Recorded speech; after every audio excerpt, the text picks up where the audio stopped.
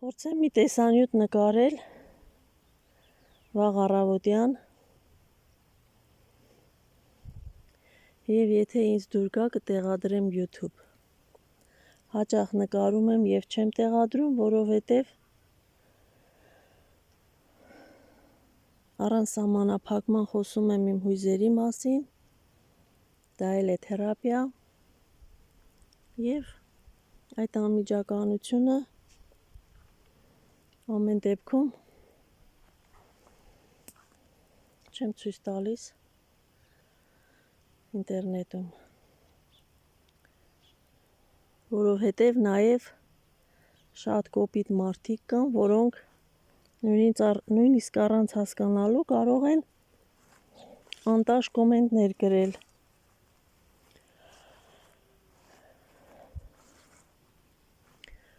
Այս ծառերը ստերևույթին հիվանդ են խոնավությունից,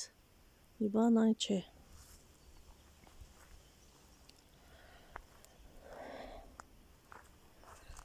Ինձ ուժեղ մտահոգում է իմ հոգեկան վիճակը, որովհետև նախկինում ինչքան էլ ծանր է եղել, այլ կարգի ծանր, բայց մի տեսակ ինձ կարողացել եմ հետ բերել այն վիճակին, որ իներցիայով շարունակեմ ապրել, շարունակել իմ կենցաղավարությունը, բայց հիմա չգիտեմ, ինչպիսի մի շրջան է սկսվում, զգում եմ, որ հոգեպես, ֆիզիկապես սպառվում եմ, եւ այն սպասումները, որ սկզբից մի տեսակ ունենում ես, քեզ թվում է, որ պետք է ժամանակն անցնի եւ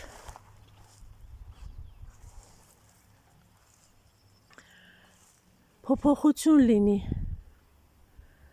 Այդպիսի ակնկալիք ունենում ես ամեն դեպքում, քեզ թվում է, թե այն, որ ասում են ժամանակը բուժում է, նմանատիպ մի ազդեցություն, մի էֆեկտ պետք է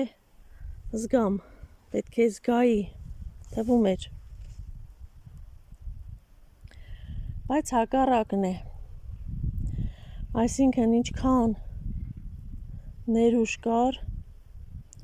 սպառվել է, սպառվում է։ Զգում եմ, որ այո, այդ դեպրեսիվ մի շրջան է սկսվում մոտս,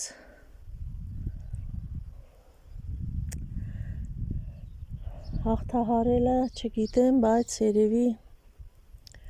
դեղորայք օգտագործեմ, դիմեմ բժշկի։ Երեկ զանգեցի հուզական առողջության կենտրոն, կա նմանատիպ մի կազմակերպություն, որի հեռախոսահամարը վերցրել եմ հեռուստացույցից, 3 անգամ զանգել եմ եւ մի շրջան կարծես նրանց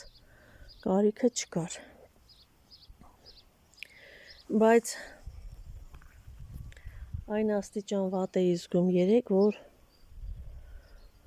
ասացի պետք է անպայման զանգեմ, խոսեմ էլ լիցքաթափվելու, հոգեվիճակս փոքր-ինչ կարգավորելու տարբերակ չունեի, որովհետև ոչ աշխատելը, ոչ YouTube-ը, ոչ մեկ-մեկ մարդկանց հետ շփվելը, դրանք բոլորն էլ ժամանակավոր էֆեկտ ունեն։ Հերիք է մի այնպիսի բան, որը ամբողջությամբ ճնշի, հետ գլորի, այնպիսի ծանր վշտի ալիք բարձրանա, որը ոչ մի բանով հնարավոր չի լինում կանգնեցնել։ Դե հասկանալի է, դա ապրել է պետք։ Բայց այս դեպրեսիվ տրամադրությունը, դեպրեսիվ հոգեվիճակը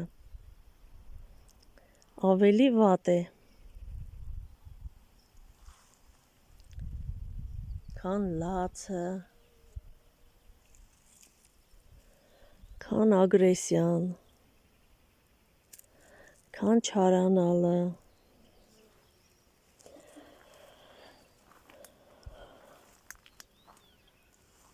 Դրանք որովհետև ավելի շատ էներգիա ունենալ են նշանակում։ Իսկ դեպրեսիվությունն արդեն նշանակում է սպառում։ Հուզական աջակցության կենտրոնը անվճար զանգում ես և օպերատոր աղջիկներ կան, կարողանում ես նրանց հետ խոսել քո այդ պահին ունեցած հույզերի, էմոցիայի մասին,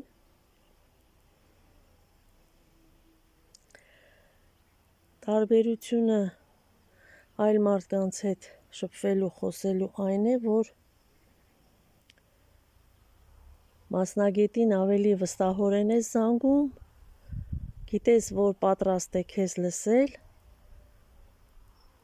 չի դատի, չի մեղադրի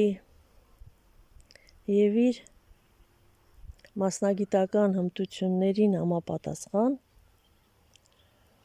կարող է աջակցել, իսկ այդ աջակցելը հիմնականում լսելն է։ Եվ երբեմն հարցերով պարզություն մտցնել թեմայի մեջ։ Հիմա երեկ ես կես ժամ խոսեցի, լաց եղա, լացնել է դժվար տրվում, լացը ուղղակի կարելի ասել նվեր է, երբ կարողանում ես լաց լինել, իսկ լաց լինել ամեն պահի չի հաջողվում, նրա համար էլ պետք է հանգիստ վիճակ լինի, ոչ մի բան չխանգարի, մնացած ժամանակ մնում եմ ձգված, կենտրոնացած,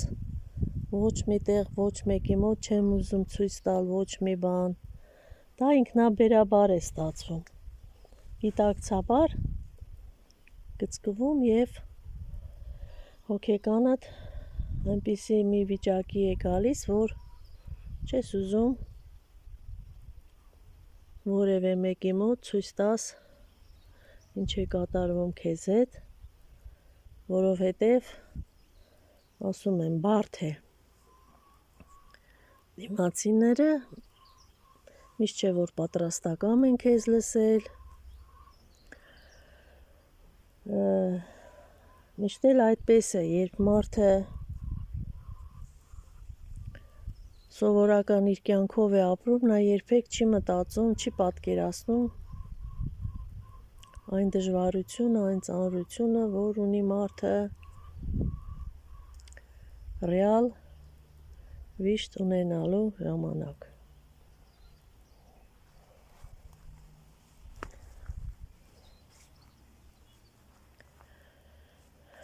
Այս ամառը, այս ամառային լավ օրերը, այս լավ բնությունը հաճույք չեն պարգևում, ոչ միայն հաճույք չեն պարգևում, այլ նաև խորացնում են անիմաստության զգացումը։ Ես ոչ մի կերպ չեմ կարողանում իմաստ գտնել ոչ ապրելուս մեջ, ոչ կատարվածի մեջ, չեմ կարողանում սփոփվել նրանով, ինչ մնացել է, ինչ ունեմ, մնացել եմ հիշատակ պահպանող, ես կասեի գոյություն քարշ տվող։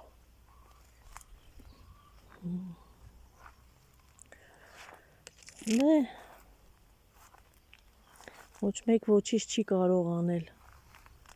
Ոչ մեկ չի կարող ոչինչ անել։ Ամենավատը դրա գիտակցումն է։ Եվ ում ինչ բախտ տրված է, ինչպես սիրում են ասել մարդիկ, այդ չափով էլ նա կարող է ապրել կամ լինել երջանիկ։